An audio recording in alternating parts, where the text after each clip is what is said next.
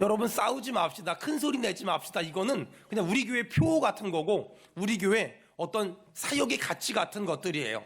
제가 이런 말을 제일 많이 하는 이유는 제가 그만큼 신앙생활하면서 싸우는 걸 지지리도 싫어했고 큰 소리 나는 걸 너무너무 싫어했기 때문에 그래요.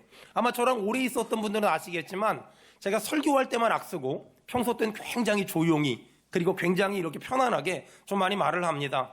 제가 제일 싫어하는 말이 있는데 그게 뭐냐면 싸우면서 정든다. 부부싸움은 칼로 물베기다. 제가 살아보니까 싸우면서 정 안 듭디다. 싸우면서 절대 정 안 들어요. 그리고 말이에요. 부부싸움은 칼로 물베기가 아니에요. 부부싸움은 나중에 헤어지게 돼요. 그래서 교회에서 싸우는 건 이겨도 지는 거고 저도 지는 거예요. 그래서 저는 개인적으로 싸우는 사람은 무조건 인격이 덜 된 사람이라고 생각하고 그 제 생각은 절대 변하지 않아요. 지혜로운 사람은 싸울 생각을 하지 않고 상대방과 하나 될 생각, 상대방과 호흡을 맞출 생각, 상대방과 안 싸울 생각을 합니다. 세상의 힘은 싸워서 이기는 거지만 영적인 힘은 웬만하면 져주는 거예요. 천국 가고 지옥 가는 거 아니면 웬만하면 져주는 거. 전 그게 영적인 힘이고 영적인 능력이라고 생각해요. 지난 목요일 날 목사님들 대상으로 특강을 하고 왔어요. 목사님들이 저한테 물어봐요. 코로나 이후에 어떻게 하면 다시 교회를 회복시킬 수 있고 다시 교회를 부흥시킬 수 있습니까? 왜 그런 말 물어보냐고 물어봤더니 아직까지 주일날 점심을 못 먹는데요. 아직까지 주일날 오후 예배, 저녁 예배를 못 드린대요. 아직까지 수요 예배, 금요 예배가 살아나지 않았대요. 왜? 안 나오니까. 제가 그래서 목사님들한테 이런저런 얘기하면서 제 경험을 비춰서 이런 말 했어요. 교회 부흥은 저는 그런 걸 잘 모르지만 제 입장에서 제 경험상 얘기한다면 교회는 싸우지만 않아도 부흥합디다. 이런 말을 했더니 어떤 목사님이 정말 과격하게 아멘 하더라고요. 여러분, 제가 싸우지 말란 말을 그렇게 자주 반복적으로 하는 이유는 우리 교회가 싸우기 때문이 아니에요. 교회 특성상 교회는 다양한 사람들이 모이기 때문에 언제든지 크고 작은 싸움이 일어날 수밖에 없어요. 그래서 예방 차원에서 계속 반복적으로 말씀드리는 거예요. 예전에 제가 고린도전서 설교한 적이 있었잖아요. 그 고린도전서 설교할 때 보니까 어떤 분이 그래요. 목사님 성경에 싸우지 말란 말이 이렇게 많이 나오는 줄 정말 처음 알았습니다. 네, 그러더라고요. 왜 성경에 싸우지 말란 말이 그렇게 많이 나올까? 그리고 우리 목사님은 왜 그렇게 싸우지 말라고 많이 얘기할까? 두 가지 이유가 있어요. 교회는 영적으로 깨어있지 않으면 언제든지 싸움이 일어날 수 있어요. 두 번째는 하나님은 정말 싸우는 걸 싫어하세요. 전 정말 우리 성도들이 가정에서나 교회에서나 직장에서나 싸우지 않는 인생, 큰 소리 나지 않는 인생, 다툼이 없는 인생 살길 축원합니다. 만약에 지금 싸우고 있다면, 만약에 지금 다투고 있다면, 만약에 지금 갈등이 있다면 이유 영화를 막론하고 그만하세요. 멈추세요. 내가 먼저 손 내밀어 화해하세요. 그렇게 하는 건 절대 지는 것이 아니라 결국은 이기는 지혜고 이기는 전략입니다. 자, 오늘 이 고린도 교회 얘기를 좀 하려고 하거든요. 19절. 자, 고린도전서 11장 19절. 파당 혹은 다른 성경엔 당파라고 나와요. 무슨 말이냐면 고린도 교회가 지금 파당과 당파로 니네 편, 내 편으로 나뉘어져 있음을 의미하는 거예요. 여러분, 이렇게 니네 편과 내 편으로 나뉘어지잖아요, 교회가. 그럼 어떤 일이 벌어지냐면 갈등이 일어나요. 여러분, 교회는 절대 파당, 당파 이런 것들이 만들어지면 안 돼요. 더 친한 사람, 덜 친한 사람 이런 것들이 만들어지면 안 돼요. 여러분, 신앙생활을 잘하는 사람은 어떤 사람이냐면 더 친한 사람과 더 친해지기 위해 노력하는 것이 아니라 더 친한 사람과 덜 친해지기 위해 노력하고 덜 친한 사람과 더 친해지기 위해 노력하는 것. 그래서 공동체를 하나로 만드는 것, 공동체를 끈끈하게 만드는 것, 그 사람이 신앙생활 잘하는 거예요. 저희 교회가 지금 내년 사역 준비하잖아요. 여러분, 내년 사역 난 어떤 사역할까? 나랑 친한 사람이 저 사역해, 나랑 친한 사람이 저 사역해. 그러면 나도 같이 할까? 이러지 말고 내가 친해지고 싶은 사람, 내가 더 가까워지고 싶은 사람, 그리고 나와 별로 안 친한 사람이 있으면 그 사람과 같이 사역을 하려고 여러분 결단해 보세요. 그 만남 가운데 하나님이 만남에 복을 주실 것이며 그 만남 가운데 하나님이 믿음의 동역자를 만나게 하실 줄로 믿습니다. 성경을 보면 대표적으로 이 나뉘어진 가정이 어디였을까? 이 이삭의 가정. 이삭의 가정은 엄마 아빠와 아빠 아빠가 있었어요. 이삭과 에서가 한 편이었고 리브가와 야곱이 한 편이었어요. 그러다 보니까 에서와 야곱 형제잖아요. 정말 사사건건 별것도 아닌 일을 가지고 싸웠어요. 나중에 야곱은 형 에서의 장자권과 축복권을 그 팥죽 한 그릇을 가지고 거짓말로 아버지에게서 형에게서 빼앗았지요. 나중에 그걸 아는 에서는 야곱을 죽이겠다고, 동생을 죽이겠다고 쫓아갔고, 그걸 안 야곱은 라반 삼촌 집으로 도망갔어요. 그리고 형제가 20년 동안 헤어져 살아야만 했어요. 그 중간에 엄마 리브가가 죽었어요. 얼마나 속상했을까요? 얼마나 아쉬웠을까요? 우리는 싸우는 걸 별거 아니라고 생각해요. 싸워서 해결할 수 있는 일이 있다고 생각해요. 아니에요. 싸워서 해결할 수 있는 일은 아무것도 없고, 싸워서 형제 간에, 가족 간에, 부모 자식 간에, 부부 간에 갈등이 생기면 그때부터는 더 큰 문제가, 더 어려운 문제가, 더 힘든 문제가 발생해요. 여러분, 제가 믿음으로 선포할 테니까 크게 아멘 합시다. 여러분의 가정에 아빠파, 엄마파가 없길 축원합니다. 아멘. 여러분, 제발 여기 계신 여자분들 잘 들으세요. 아니, 딸내미가 남자친구를 데리고 왔더니 안 된대. 왜 안 되냐고 물어봤더니 네 애비 닮아서 그렇대. 이러시면 정말 곤란해요. 딸내미가 남자친구를 데리고 왔는데 정말 너 잘 선택했다. 왜 잘 선택했냐고 물어봤더니 니네 아빠 닮아서. 정말 니네 아빠랑 살아보니까 니네 아빠 정말 괜찮은 사람이다. 제가 이렇게 아멘을 한 명만 할 줄 알았어요. 이렇게 아멘을 한 명만 하면 나보고 어떡하란 말이에요. 여러분, 제발 엄마들 아이들 끼고 살지 말고 아이들을 아빠 편을 만들어줘야 돼요. 그래야 가정이 하나 될 수 있고, 그래야 가정이 평안할 수 있어요. 여러분, 생각해 보세요. 파가 나뉘어지면 보통 몇 개로 나누어질까? 사람들은 니네 파, 내 파 이렇게 나누어질 것 같잖아요. 근데 제가 싸움을 많이 하는 교회에서 사역을 해보니까 니네 파와 내 파만 있는 것이 아니라 니네 파도 내 파도 싫은 파가 나와요. 그래서 싸움을 하면 반드시 세 파가 나올 수밖에 없어요. 그건 교회뿐만이 아니라 가정도 마찬가지예요. 아빠 파, 엄마 파 다 귀찮아, 다 싫어, 다 짜증나, 다 승질나, A도 B도 아닌 파, 이런 것들이 나와요. 여러분, 이렇게 교회 안에서, 가정 안에서, 사업장 안에서 싸우잖아요. 그래서 파가 나뉘어지잖아요. 그럼 어떤 현상이 나타날까? 정말 신기한 건 사람이 유치해져요. 사람이 작아져요. 사람이 옹졸해져요. 아니, 그렇게 싸우기 전에는 그렇게 마음도 넓고 멀리 볼 줄 알고 넓게 볼 줄 알던 사람이 싸움을 하고 나잖아요. 그러면 분명히 이름도 외모도 내가 원래부터 알던 그 사람이 맞는데, 싸우고 나면 사람이 쪼잔해지고, 사람이 옹졸해지고, 사람이 완전 유치해지고, 사람이 완전 소갈딱지가, 저희 강화 사람들은 그런 말 하거든요. 밴댕이 소갈딱지라고. 이렇게 사람이 바뀌어버려요. 부부간에도 마찬가지라니까는요. 싸우기 전에는요, 아니 그 남자가 그 여자가 아이들 마음도 헤아리고 아이들 인생도 걱정하고 배우자의 어머니 아버지의 건강도 막 걱정하던 사람이 싸우고 나잖아요. 그러면 애들 인생, 애들 감정, 부모님 건강 안중에도 없어요. 아니 왜 이렇게 바뀔까요? 분명히 똑같은 사람인데 싸우기 전과 싸운 다음에 왜 그렇게 바뀔까요? 싸우면 배는 게 없어서 그래요.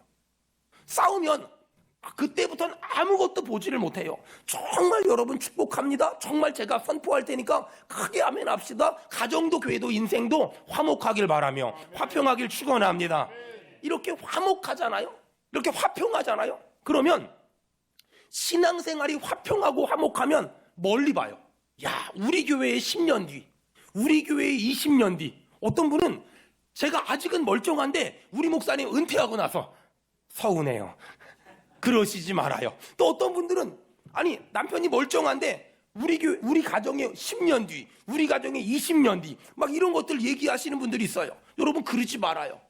여러분 믿음의 사람은 어떤 사람이냐면 화목하면 멀리 보고 넓게 보지만 싸우면 아무것도 생각 안 하고 아무것도 신경 안 쓰고 아무것도 관심 안 둬요. 자, 그렇다면 중요한 질문을 해야 돼요. 사람들은 왜 싸울까? 우크라이나와 러시아의 전쟁 때문에 싸울까? 저 중동의 문제 때문에 싸울까? 전 그런 것 때문에 싸우는 사람을 본 적이 없어요. 별것도 아닌 거, 지나가는 개도 웃을 만한 일들, 그런 것들을 가지고 가정이, 교회가, 공동체가 싸우는 집단들이 너무나 많아요. 여러분, 오늘 고린도 교회는 왜 싸웠는 줄 아세요? 정말 치사하게, 정말 추접스럽게 먹는 걸 가지고, 아니 먹는 걸 가지고 싸웠어요. 먹는 걸 가지고 싸우는 고린도 교회를 향하여 사도 바울이 제발 별것도 아닌 거 가지고 싸우지 마라, 그래서 기록한 것이 고린도 전서예요. 여러분, 이렇게 사람이 싸우면 사람이 좁아지고 작아지고 시야가 좁아지고 생각이 좁아지고 마음이 좁아져요. 겉으로는 멀쩡한데 왜 그렇게 사람이 유치해지고 치사해지는지 몰라요. 그 사람과 싸우기 전에는, 그 사람과 관계가 좋을 때는 아이 사람이다 그럴 수 있지 이러거든요. 근데 그 사람과 관계가 나빠지잖아요. 사람이 어떻게 그럴 수 있냐고, 그게 사람이 할 짓이냐고 막 이러면서 똑같은 사람인데 완전 반응이 달라요. 여러분 한번 생각해 봐봐요. 우리 교회는, 우리 가정은 문제가 없어서 조용할까? 싸울 일이 없어서 조용할까? 절대 아니에요. 우리 교회는 왜 조용할까요? 목사님하고 장로님이 화목하니까, 목사님하고 성도들이 화목하니까 어떤 문제가 있어도 적당히 넘어가 주는 거예요. 사람이 싸우고 나면 옹졸해져요. 사람이 싸우고 나면 사람이 참 유치해져요. 그래서 우리가 좀 큰 사람으로, 좀 이렇게 사람이 바다같이 넓은 마음을 가지고 사는 이 간단한 비결이 있어요. 이거 정말 중요한 말이니까 여러분 집안에 가훈으로 삼으세요. 옆 사람 보고 적당히 넘어가 주세요. 시작. 대충 넘어갑시다. 시작. 적당히 넘어가 주잖아요. 대충 넘어가 주잖아요. 그러면 싸우지 않을 수 있어요. 아니, 김치가 심은 어때? 신김치 먹어도 안 죽어요. 김치가 안 익었으면 어때? 안 익은 김치 먹어도 안 죽어요. 여러분, 약간 우유가, 저는 가끔가다 제 아내가 우유를 먹어보라는 거예요. 그래서 저를 사랑하는 마음으로 먹으라 그러는 줄 알고 먹으려고 하니까 날짜 지났으니까 먹어보고 괜찮으면 자기들 먹겠대. 뭐 이럴 때면 주여. 아니 근데 또 실제로 먹어보면 안 죽어요. 안 죽어요. 괜찮아요. 뭐 적당히 넘어가주면, 대충 넘어가주면. 이게 사람이 그렇다니까는요. 그 사람하고 관계가 좋을 때는 무슨 잘못을 하고 무슨 실수를 해도 사람이 그럴 수 있어, 이게 되거든요. 근데 그 사람하고 관계가 딱 틀어지잖아요. 그러면 그때부터는 사람이 어떻게 그럴 수 있어, 그게 인간이야, 이렇게 반응하는 거예요. 그 사람은 똑같은데 내 반응이 달라지는 거예요. 여러분, 모든 사람에겐 약점이 있어요. 모든 사람에겐 단점이 있어요. 그런데 어떤 사람은 그 약점과 단점을 들춰내는 인생을 사는데 어떤 사람은 웬만하면 덮어주는 거예요. 관계가 힘들 땐 사랑을 선택한다. 관계가 힘들 땐 사랑을 선택한다. 둘째, 누군가 상처를 주면 물 위에 새기고, 누군가 도와준 건 바위 위에 새긴다. 누군가 상처를 준 건 물 위에 새기고, 누군가 도와준 건 바위 위에 새긴다. 세 번째, 가까이 있는 사람에게 더 잘한다. 어떤 사람은 밖에 나가서 너무 잘하는데 가족들에게 함부로 하는 사람이 있어요. 바뀌어야 돼요. 가까이 있는 사람에게 더 잘한다. 네 번째, 기브 앤 테이크의 정신으로 살지 말고 기부, 그 다음 forget, 준 만큼 받으려고 하지 말고 주고 또 주고 잊어버린다.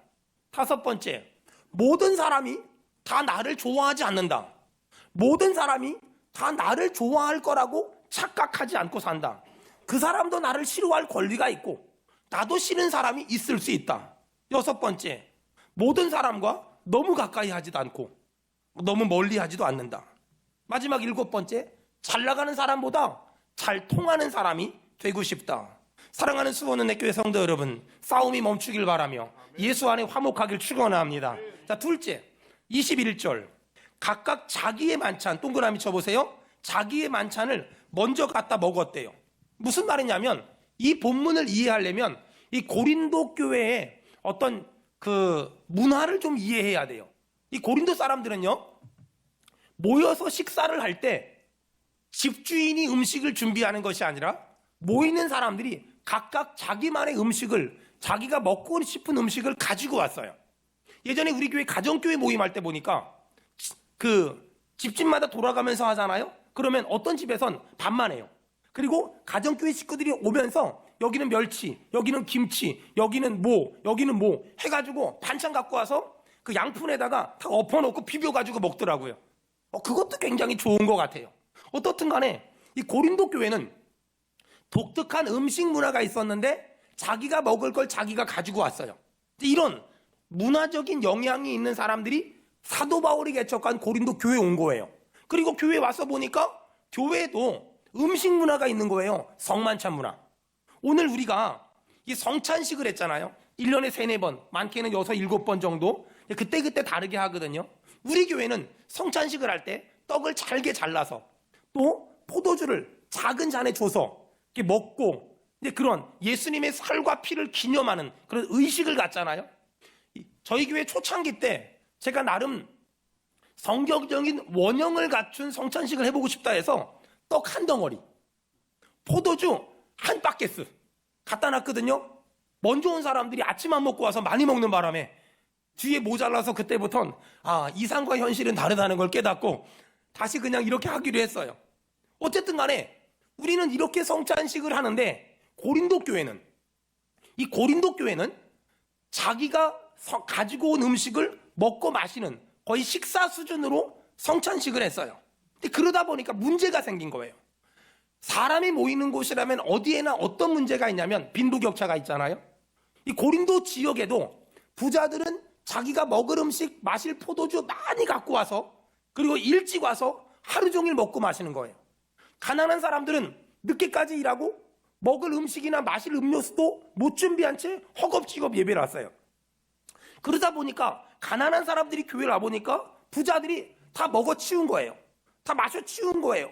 이 사람들은 막 배 두들기면서 오늘 성찬식 끝내줬어 이러는데 가난한 사람들은 먹을 것도 없고 마실 것도 없었어요. 그러다 보니까 성찬식을 할 때마다 시험 드는 사람이 생기기 시작했어요.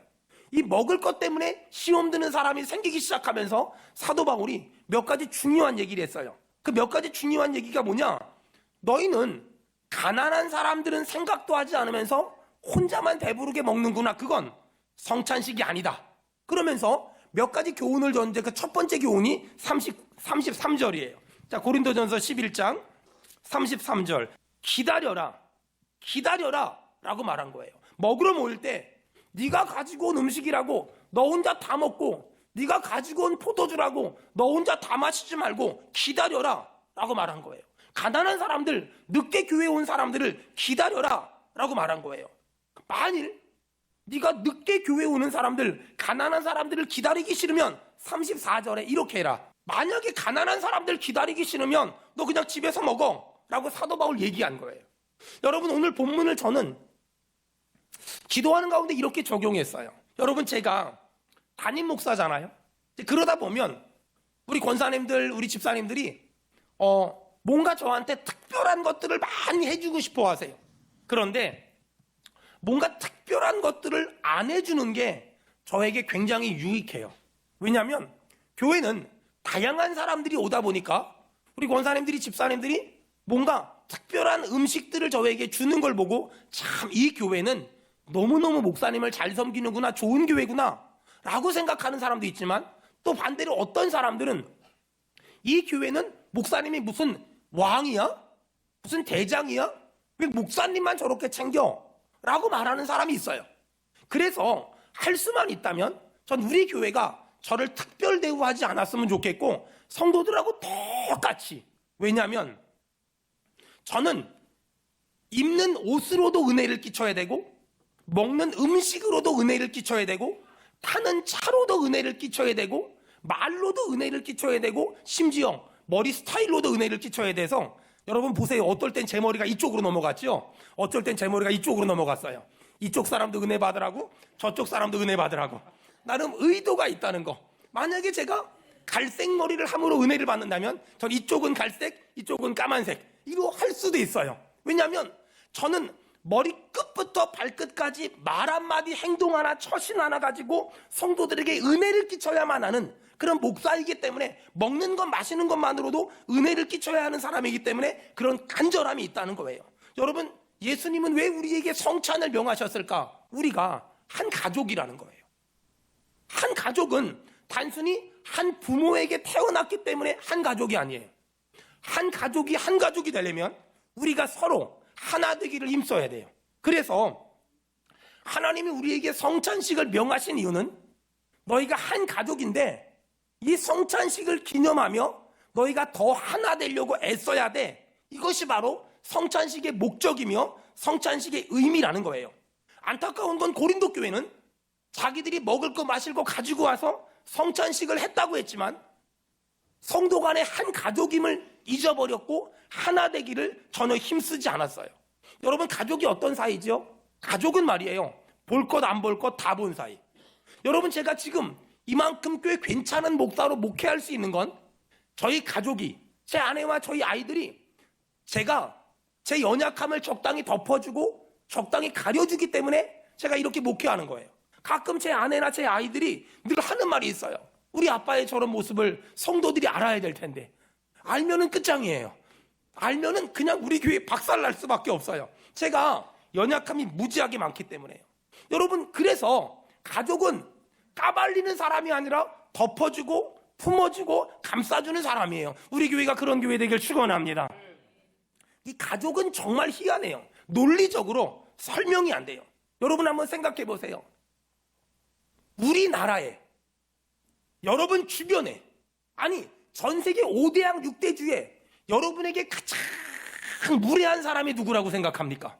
가족입니다. 가족만큼 무례한 사람을 본 적이 없어요. 가족만큼 무례한 사람을 만난 적이 없어요. 돈을 맡겨놓지도 않고서 돈 달라 그러고, 아니 쌀을 맡겨놓고 않지도 쌀 달라 그래. 거기다 더 중요한 건 나한테서 혜택은 다 받아가면서 말은 징그럽게 안 들어. 그렇잖아요. 나한테 혜택을 받질 말든가 받았으면 말을 듣든가 둘 중에 하나를 해야 되는데, 아니 세상은 나한테 혜택을 받은 사람들은 내 말을 듣거든요. 가족은 혜택은 질 많이 받으면서 말은 질 안 들어. 이게 가족이에요. 근데 정말 신기한 게 뭔지 아세요? 그런 게 가족임에도 불구하고 가족은 말을 안 듣고 화를 나게 하고 짜증나게 하고 성질나게 하고 자존심을 긁는데도 불구하고 문자 한번 아빠 사랑해요 그러면 잊어버려. 야, 아빠 고마워요 그러면 잊어버려. 엄마 사랑해요 그러면 열받게 했던 게 기억이 안 나. 군대 가서 첫 번째 편지를 보내잖아요. 그러면 그동안 속상했던 게 기억도 안 나. 명절날 아빠 사랑해요 그러면 갑자기 아무것도 안 기억나고 그냥 사랑스러워. 아, 이게 죽겠어요 진짜. 이게 가족이란 말이에요. 이게 가족이에요. 여러분, 오늘 우리는 성찬식을 했어요. 왜 예수님은 우리에게 성찬식을 명했을까? 우리한테 정체성을 알려주는 거예요. 우리가 예수 안에서 한 가족입니다. 한 가족은 한 가족이란 의식만 있으면 안 되고 연대 책임을 져야 돼요. 한 가족이라면 한 가족으로서 살아내야 되고 한 가족이라면 하나 되기를 힘써야 돼요. 여러분, 제가 우리 결혼하는 청년들에게 결혼 예비학교 하잖아요. 그럼 꼭 해주는 말이 있어요. 결혼했다고 하나 되지 않는다. 결혼했으므로 하나 됐지만 하나 됐다면 하나 되길 힘써야 된다. 더 사랑하고 더 같이 시간 보내고 더 마음을 나누고 더 정을 나누어야 된다. 여러분, 하나님은 우리를 수원은혜교회 공동체의 한 가족으로 만들어줬어요. 그렇다면 한 가족으로 만들어주신 분이 하나님이라면 내가 한 가족처럼 느껴지기 위해선 내 시간을 성도들과 써야 돼요. 내 물질을 성도들과 써야 돼요. 내 마음을 먼저 열어야 돼요. 내 마음을 먼저 열고 누가 먼저 다가오길 바라지 말고 내가 먼저 다가가야 그게 한 가족이 되어가는 과정을 경험하는 거예요. 여러분, 얼마 전에 제가 신천지에 빠졌던 사람하고 얘기하는데 물어봤어요. 아니 어떻게 신천지에 빠졌다가 나왔어요? 그랬더니 신천지는요 내 가족보다 나를 더 많이 사랑했대요. 그래서 사람들이 이단에 빠지는 거예요. 알면서도요. 여러분, 그런 의미에서 우리가 오늘 이 예배당에서 만난 성도들을 단순히 수원은혜교회 집사님, 권사님, 장로님이야 라고 말하지 마세요. 내 가족이다, 내 형제다, 내 자매다 라는 관점으로 여러분 볼 수 있어야 돼요. 마치 저를 볼 때 우리 목사님, 너무 좋은 말이지만 여러분, 내 나이가 있으신 분들은 내 동생이 목회한다고 생각하고 저를 보세요. 내 아들이 목회한다고 저를 한번 보세요. 나이가 어린 사람들은 우리 형이 목회한다고, 우리 오빠가 목회한다고 생각하고 한번 저를 보세요. 그러면 보이는 게 정말 많이 다를 거예요. 여기 예배 끝나고 교회 학교로 전부 다 흩어질 거잖아요. 여러분 가서 보세요. 그 담당 목사님이 우리 오빠가 목회한다면, 내 동생이 목회한다면 난 지금처럼 신앙생활 할까? 난 지금처럼 반응할까? 절대 그럴 수 없다는 거예요. 예수님이 왜 우리에게 성찬식을 명하셨을까? 너희가 한 가족임을 기억하는 거예요. 우리 옆 사람 인사합시다. 예수 안에서 우린 한 가족입니다. 시작.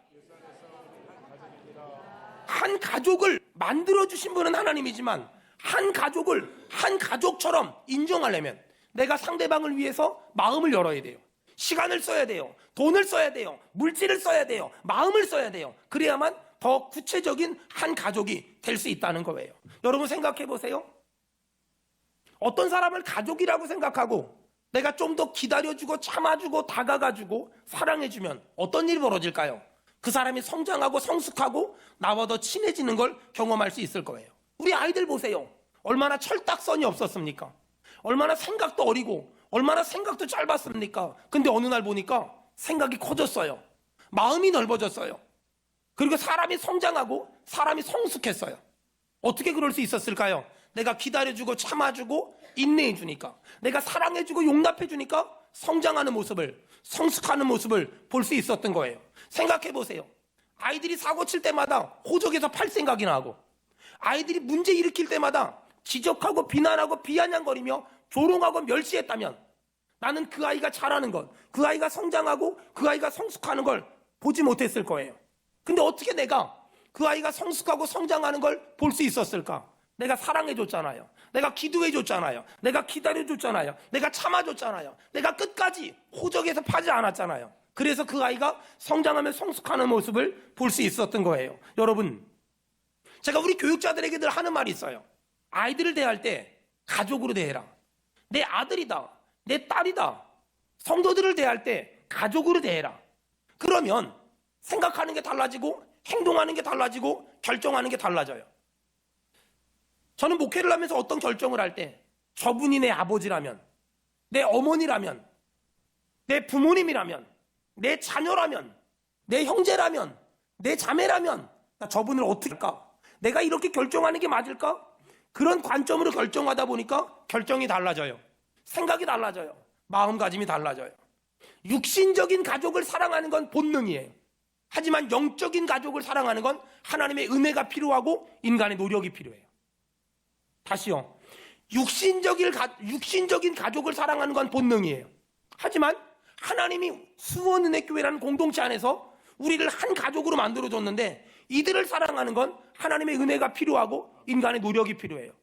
내가 노력하지 않으면 절대로 한 가족이 하나 되기는 어려워요. 그러므로 여러분 축복합니다. 하나님이 이미 우리를 수원은혜교회 공동체 안에서 한 가족 만들어주셨으니 하나 되길 힘쓰길 바랍니다. 하나 되길 힘쓰길 축원합니다. 우리 옆 사람 한번 인사합시다. 예배 끝나고 커피 한잔 합시다. 시작. 예배 끝나고 커피 한잔 합시다.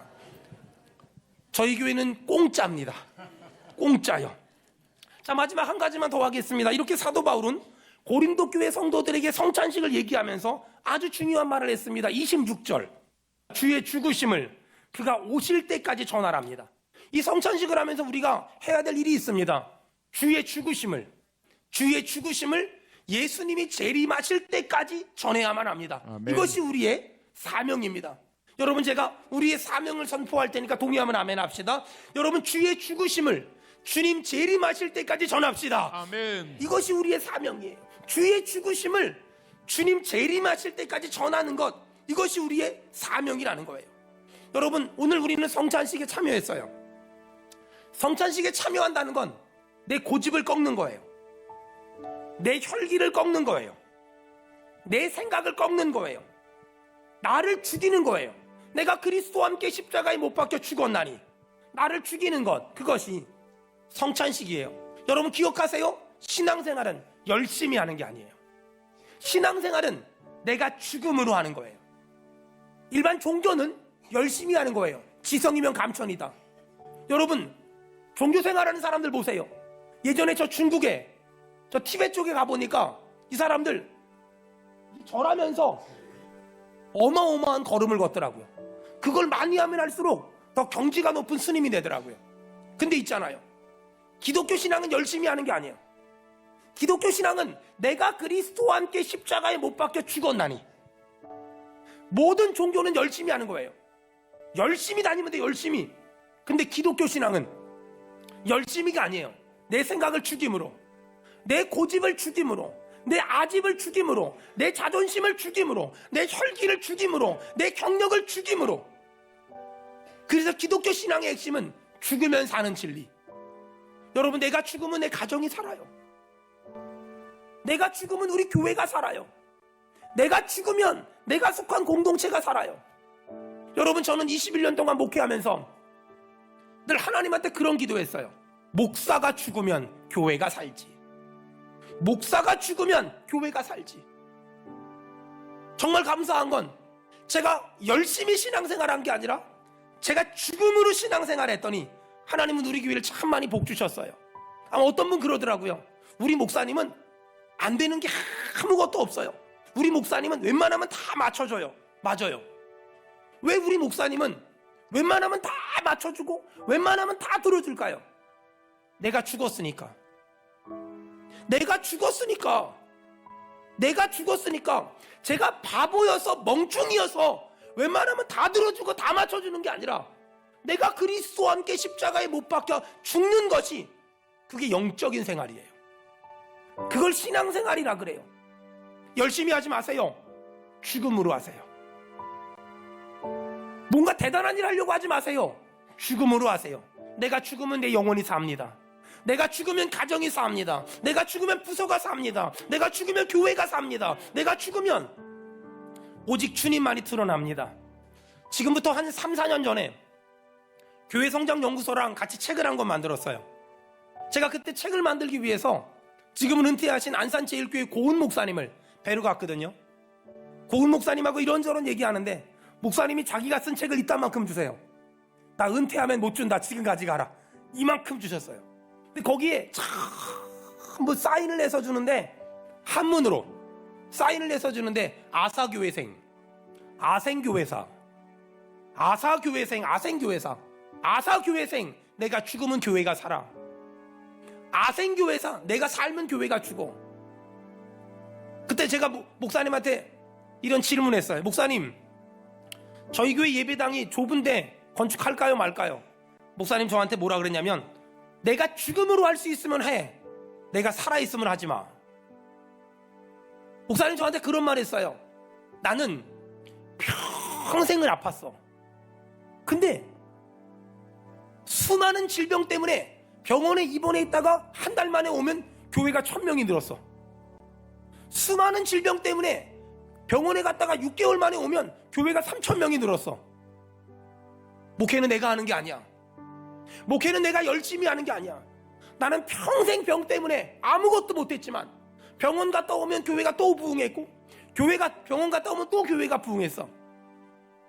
하나님께 어느 날 물어봤어. 하나님, 이게 뭐예요? 뭘 가르쳐 주길 원하세요? 하나님이 목사님한테 이런 얘기했대요. 네가 열심히 하지 마. 네가 죽음으로 해. 네가 죽음으로 사역하니까 교회는 내가 부흥시켜주는 거야. 여러분, 저는 교회를 이용해서 잘 먹고 잘 살 생각이 눈컵만큼도 없어요. 저는 목회를 대단히 열심히 전략적으로 이런 거 몰라요. 제가 아는 건 딱 하나예요. 매 순간 내가 그리스도와 함께 못 박혀 죽었다. 이제는 내가 사는 것이 아니라 내 안에 그리스도만 사는 것이라. 이제 내가 육체 가운데 사는 것은 나를 사랑하사 자기 몸을 버리신 하나님 그 아들을 위해 사는 것이라. 저는 지금까지도 그래왔지만 앞으로도 내가 죽음으로 사랑하는 수원은혜 교회, 제가 목숨보다 아끼는 수원은혜 교회를 섬길 거예요. 여러분, 다시 두 주먹 불끈 쥐었다면 힘 다 빼세요. 내년에 엄청난 일을 해야 되겠다 하지 마세요. 우리가 해야 될 건 엄청난 일이 아니에요. 우리가 해야 될 건 대단한 일이 아니에요. 우리가 해야 될 건 특별한 일이 아니에요. 우리가 해야 될 건 사도 바울처럼 나는 날마다 죽노라. 주님이 이쪽으로 이끌면 가면 되고 주님이 저쪽으로 이끌면 가면 되지. 내가 뭘 해야 되겠다 하지 마세요. 난 오직 그리스도와 함께 십자가에 못 박혀 죽었고 주여 나로 말미암아 주만 드러나게 도와주시옵소서.